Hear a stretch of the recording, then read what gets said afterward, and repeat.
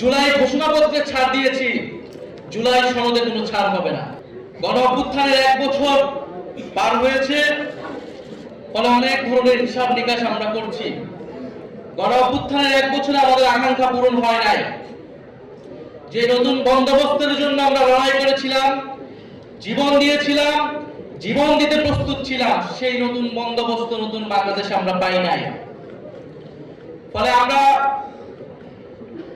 সেই সময় থেকে এখন পর্যন্ত বলে এসেছি, এই জন্য আমাদের জুলাই গণ অভ্যুত্থান সমাপ্ত হয় নাই। আমাদের এই লড়াই, তরুণদের এই লড়াই, এই দায়িত্ব সমাপ্ত হয় নাই।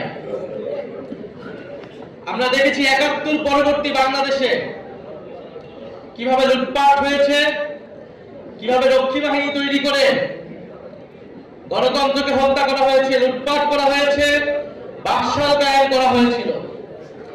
আমরা দেখেছি ৯০-এর গণ অভ্যুত্থানের পরেও যে প্রতিশ্রুতি জনগণকে দেওয়া হয়েছিল, ছাত্র সমাজকে দেওয়া হয়েছিল, সেই প্রতিশ্রুতি রক্ষা করা হয় নাই। ফলে ২৪-এর গণ অভ্যুত্থানকে ব্যর্থ করে দিতে, ২৪-এর গণ অভ্যুত্থানের প্রজন্মকে প্রতারিত করতে সকল ধরনের আয়োজন সম্পন্ন হয়েছে। কিন্তু আমরা বলতে চাই, সমীকরণ এখনই শেষ হয়ে যায় নাই। ফলে যারা এখনই সমীকরণ মিলায় ফেলছে, তারা ভুল পথে হাঁটছে। গণ অভ্যুত্থানের শক্তি, তারুণ্যের শক্তি এখনো রাজপথে আছে, এখনো মাঠে আছে। গত 1 বছর ছাড় দিয়েছি, জুলাই ঘোষণাপত্রে ছাড় দিয়েছি, জুলাই সনদে কোনো ছাড় হবে না। 1% ছাড়ও জুলাই সনদে দেওয়া হবে না।